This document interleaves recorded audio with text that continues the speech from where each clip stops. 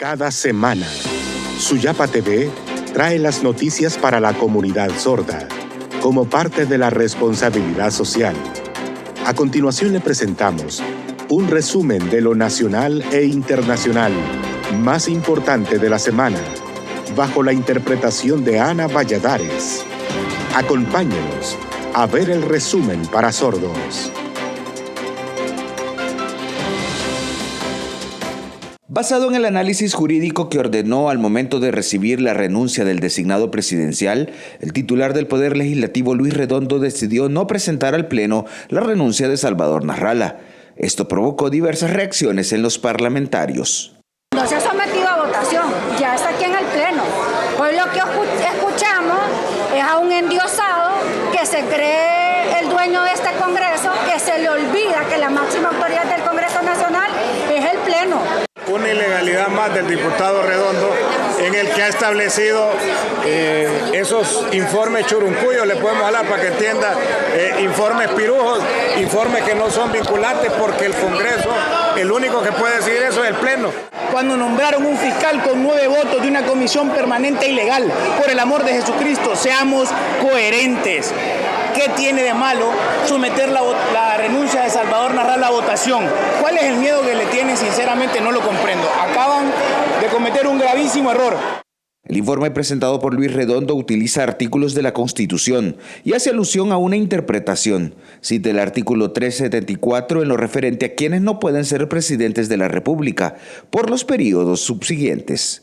De igual manera, el artículo 235 refiere a esa prohibición. El 239 y 240 presentan la inhabilitación por 10 años para aquellos que renuncien y busquen aspirar a la máxima envergadura del país. Sin embargo, diversos juristas difieren de dicho análisis. Jorge Yescas advierte que esto creará una crisis profunda en el Estado de Derecho del país. Que en Honduras no hay un Estado de Derecho, que en Honduras no se cumple con la Constitución, que en Honduras no existe una seguridad jurídica. Eso ahuyenta la inversión, nos pone en evidente como un Estado fallido.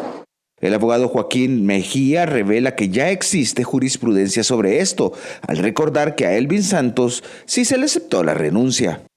Es claro que constitucionalmente no hay ningún impedimento legal, constitucional, para que se le impida a Salvador Narrala poder postularse como candidato a la presidencia. Y esta decisión que se dio ayer por parte del presidente Luis Redondo, lo que está generando es una nueva crisis constitucional sin ninguna necesidad. Alice Shackelford, coordinadora residente de la ONU en el país, considera que debe respetarse el derecho político de las personas. Se tiene que reconocer los derechos políticos de cada uno y cada una, pero naturalmente allá en relación a la específica posición tomada del presidente del Congreso estaremos revisando, pero no es necesariamente nuestro rol de comentar sobre todo, pero es un momento claramente de polarización para el Congreso. Algunos integrantes del Partido Libertad y Refundación no coinciden con la postura de Redondo. Piden que se le dé trámite a dicha renuncia, así lo sostiene Amable de Jesús Hernández, director de INJUPEN.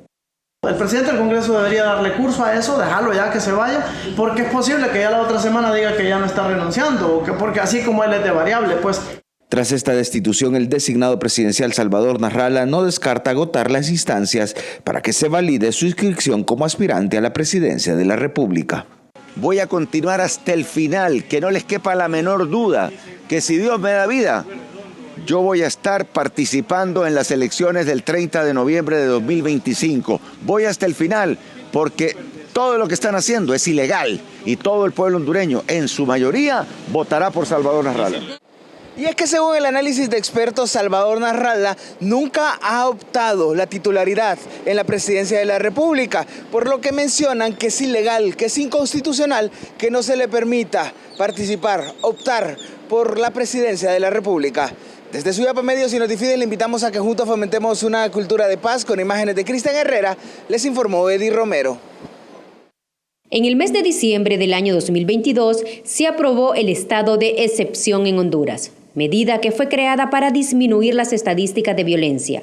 Y aunque para muchos esta no ha dado resultados, el inspector general de la policía, Juan López, asegura que sí. Tenemos en primer lugar una reducción impresionante en lo que es tema de homicidios, en la tabla de homicidios, promediada a nivel mundial en lo que representa muertes por cada 100.000 habitantes.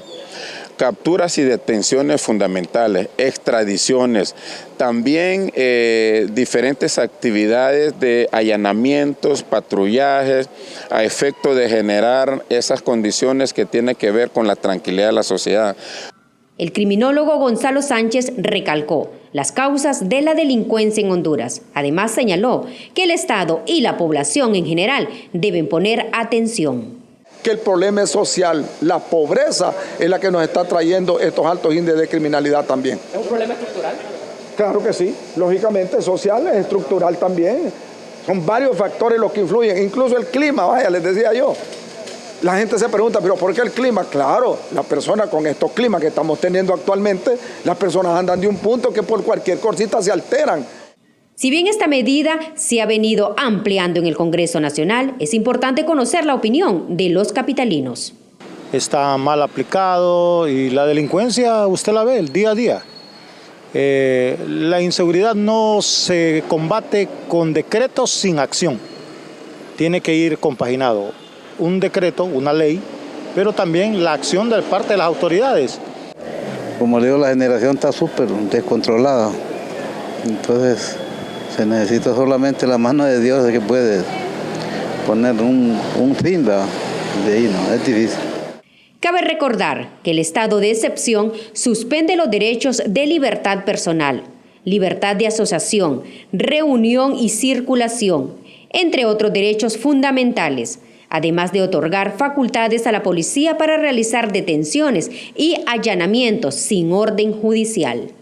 Desde Suyapa Medios y Notifides le invitamos a fomentar una cultura de paz. Con imágenes de Erlan Cruz, les informó Janet Lagos. A pesar de que diversos sectores del país señalan que existen entre 2 y 2.5 millones de desempleados en Honduras, Eugenio Sosa, director del Instituto Nacional de Estadísticas, INE, considera que esta cifra es mucho menor, ya que no existe una subdivisión de personas que tienen ingresos menores al costo de la vida. La tasa de desempleo del país anda más o menos en un 6%, la tasa de desempleo absoluto, total. En el 2021, en el clima de la crisis, de gobierno, de pandemia, etcétera, llegó a 9. ¿Qué quiero decir con esto? Que esa tasa representa 250,000 más o menos personas en situación de desempleo. Ahora, tu dato, cuando decís 2 millones, está relacionado con otra categoría que se llama personas con problemas de empleo. Ahora, ¿qué es lo que entra en problemas de empleo? Entra no solo el desempleo, sino que entra otro tipo de situación como aquellas personas que trabajan mucho, están más que sobretrabajando, pero los ingresos son bajos debido a la precariedad salarial de la mayoría de los hondureños y hondureñas. Eduardo Martel, dirigente del Partido Liberal, difiere de estos datos al señalar que un claro ejemplo de los niveles de desempleo es el gran flujo migratorio que se da en el país por la falta de oportunidades. ¿Cómo es posible que aquí me digan que hay 250,000 cuando 6 de cada 10 hondureños no tienen un empleo fijo? Esa es la realidad. El subempleo y el desempleo en nuestro país es altísimo y prueba de ello son los 800, 900 hondureños que en promedio migran hacia Estados Unidos y hacia otros países. No es cierto, porque no hay condiciones, porque no hay dinamismo, porque la economía no avanza. Creo que es una falacia y creo que es una falta de respeto para los hondureños que no tienen empleo. El abogado Fernando González también se muestra en contra de los datos que maneja el gobierno y para ello ejemplificó los cierres de empresas y la falta de una mano de obra calificada en todo el territorio hondureño. Hay muchas personas que al mirar que la maquila se va, que el empleo se va, sino que miren, en este caso, ¿verdad?, el principal del INE con respecto a lo que es la corta de café.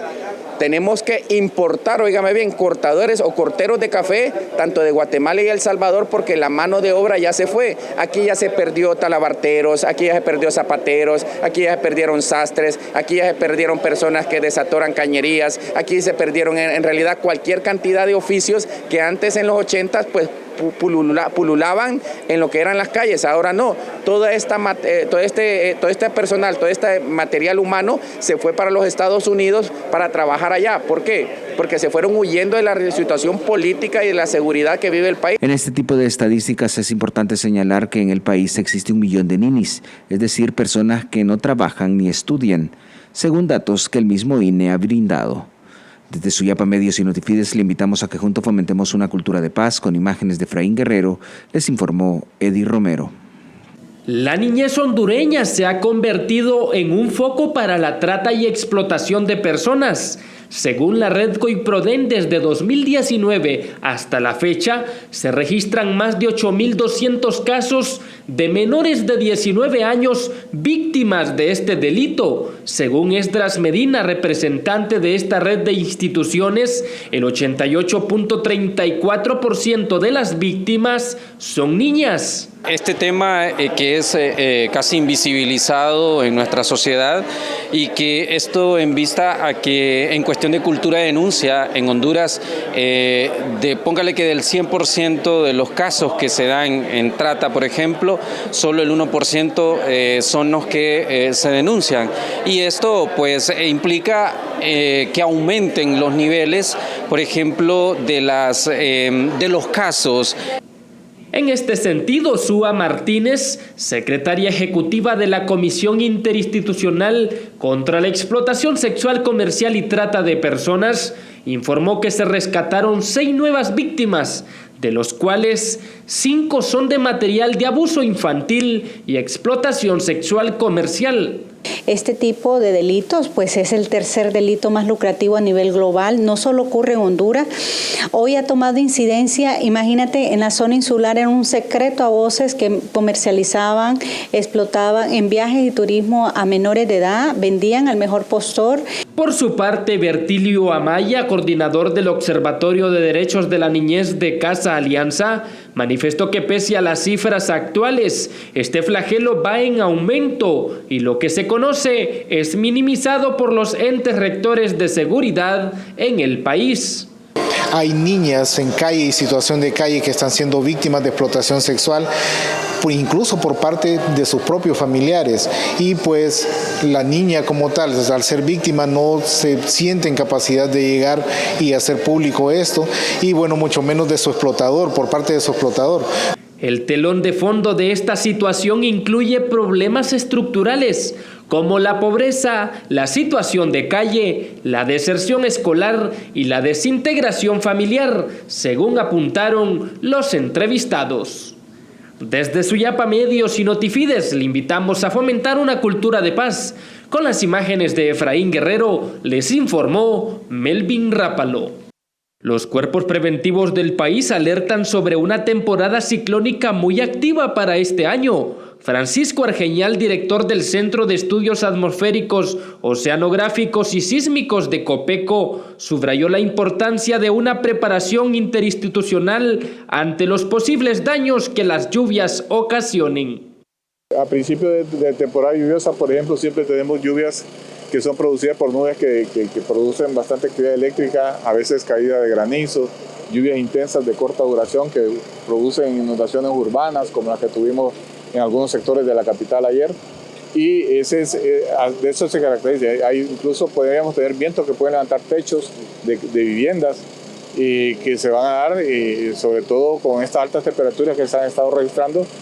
Por su parte, el ambientalista Carlos Andrés Zelaya manifestó que luego de los centenares de incendios en el país, los terrenos quedaron vulnerables y estas lluvias podrían ser devastadoras. Por ello, instó a la población a tomar medidas. Después de los incendios forestales que hemos tenido, tenemos mucho riesgo de que las lluvias nos dañen por lo vulnerable que estamos. No obstante, es importante que la población se organice, que se tomen las medidas de alerta. En este sentido, Nabil Caguas, experto en temas ambientales, dijo que no se han visto acciones determinantes para reducir daños, ya que estas han sido más reactivas que proactivas. Los planes de contingencia existen, los tenemos a nivel municipal, inclusive hay planes de contingencia a nivel local, a nivel de comunitario dentro de una municipalidad, y hay plan a nivel nacional. El problema es que no lo aplicamos. El problema es que nosotros estamos llenos de planes buenos, positivos, de estudios, pero no desarrollamos una acción positiva que permita que se reduzca el desastre o se reduzca la vulnerabilidad de la población. Según Senaos Copeco, se pronostica que la temporada de lluvias de este año podría ser similar a los fenómenos ETA e IOTA de 2020. Para la zona sur y occidente iniciaría del 5 al 10 de mayo, en la zona centro del 11 al 15 de mayo y del 15 al 20 en la zona oriente del país. El mes de junio se prevé con bastante humedad. Desde Suyapa Medios y Notifides le invitamos a fomentar una cultura de paz. Con las imágenes de Erlan Cruz, les informó Melvin Rápalo. El presidente del gobierno, Pedro Sánchez, ha decidido cancelar unos días su agenda pública para reflexionar si renuncia o no a la jefatura del Ejecutivo tras la denuncia contra su esposa, Begoña Gómez, y comunicará su decisión en una comparecencia pública el próximo lunes 29 de abril. El gobierno de Nicaragua rechazó el informe del Departamento de Estado de Estados Unidos sobre la situación de los derechos humanos en el país centroamericano, que Managua calificó de un nuevo atropello y agresión a su soberanía. El presidente de Venezuela, Nicolás Maduro, invitó a la Oficina del Alto Comisionado de los Derechos Humanos de la Organización de las Naciones Unidas a que vuelvan al país, luego de que su gobierno la expulsara a mediados de febrero por supuestos sesgos en su labor. Rusia y Ucrania alcanzaron un acuerdo para canjear 48 niños desplazados por la guerra al término de un encuentro entre responsables de Moscú y Kiev en Qatar, informó el miércoles la comisionada rusa para la infancia, María Lvova-Belova. Las fuerzas israelíes están realizando una acción ofensiva en el sur del Líbano, anunció el miércoles el ministro de Defensa Yoav Gallant, sin especificar si las tropas cruzaron la frontera. Las vacunas salvaron al menos a 154 millones de vidas en los últimos 50 años, el equivalente a 6 vidas cada minuto, según estudios de la Organización Mundial de la Salud publicado el miércoles por la revista científica The Lancet. Para Notifides, en las noticias internacionales, les informó Valesca Velázquez.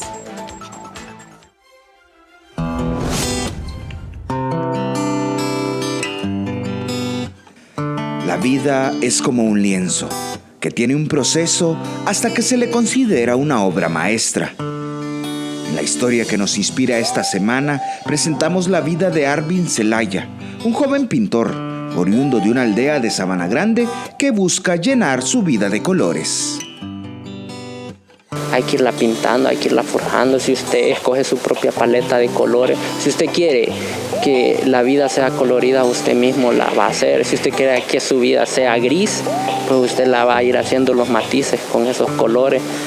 Creo que dedicarse al arte en nuestro país es un tema complejo, pero creo que dejar los miedos para empezar, ¿verdad? Y también el apoyo de las personas que siempre han estado conmigo, siempre se los voy a agradecer, y yo espero pues seguir pintando mi vida. Este joven artista está especializado en la plástica y sobre todo en el arte sacro. Tiene 8 años de experiencia y así cuenta cómo ha descubierto esta vocación.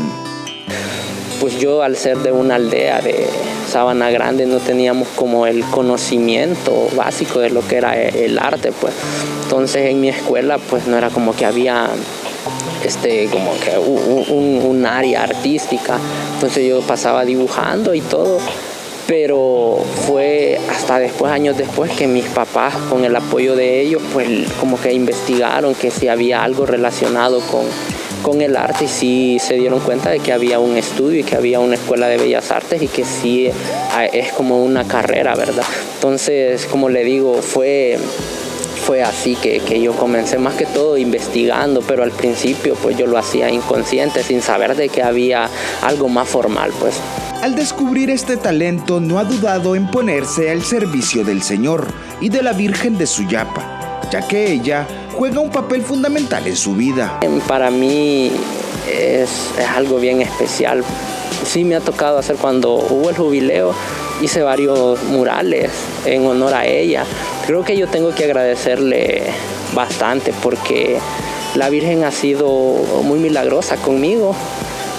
Mi mamá, ella me cuenta que yo nací con una discapacidad y y fue ella que ella le vino a interceder, le pidió por mí y pues yo creo que la Virgen ya sabe lo que uno se va a dedicar quizá al servicio y pues logró curarme. Ha sido uno de los autores de varios murales en honor a la patrona de Honduras, principalmente en el jubileo de los 275 años de la Morenita de Suyapa. Desde el momento de que yo nací, cuál iba a ser mi camino y pues yo a la iglesia le he servido quizá de esta manera de hacer obra. Claro, es un trabajo siempre, pero a veces hay artistas que no se dedican mucho a este estilo. Y pues yo digo que la Virgen en ese papel pues jugó bastante importancia y mi mamá siempre me lo recuerda. Mi mamá es una persona bastante católica. En este camino no olvida sus primeras obras y cómo se inspira para plasmar en el lienzo el talento que Dios le ha dado. Entonces primero, si es creativa hay que hacer boceto. Y pues digo yo que ahí viene la parte de inspirarse. Si es religiosa, entonces uno hacer boceto.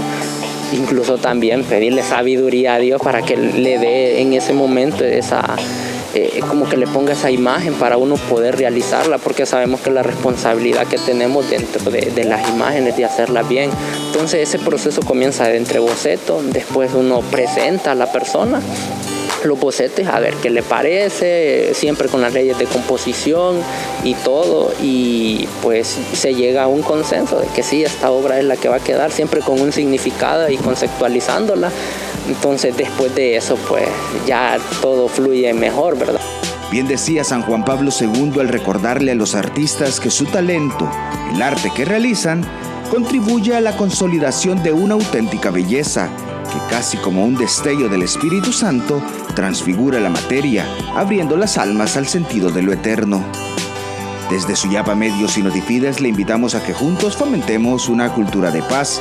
Con imágenes de Efraín Guerrero, les informó Eddie Romero.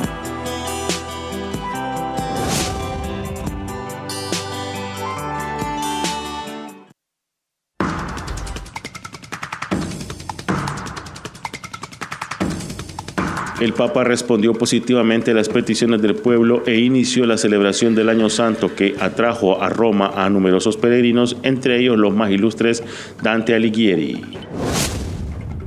En conversación con el cardenal patriarca de Jerusalén tras 200 días de guerra, lo que ha sucedido ha mostrado claramente la inevitabilidad de la solución de los dos estados, manifestó Pizzaballa. Francisco habló en la audiencia general de 3 virtudes teologales, las actitudes fundamentales que caracterizan la vida de los discípulos de Jesús.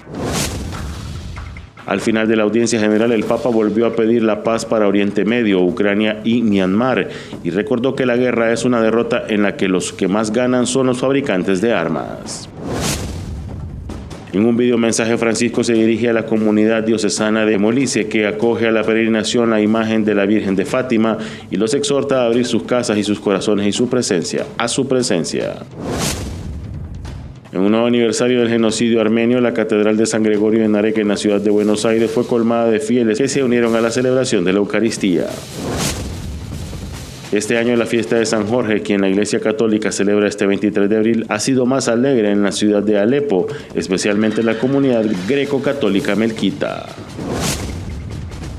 El padre Augusto Meloni Navarro, sacerdote y médico con destacada trayectoria de la Organización Mundial de la Salud, hizo un llamado a rezar por el alma de Ana Estrada, la primera persona que accedió a la eutanasia en Perú.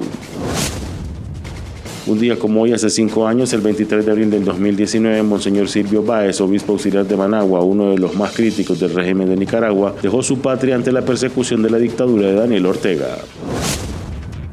Cada 24 de abril se celebra la conversión de San Agustín, obispo, doctor y padre de la Iglesia, patrono de los que buscan a Dios.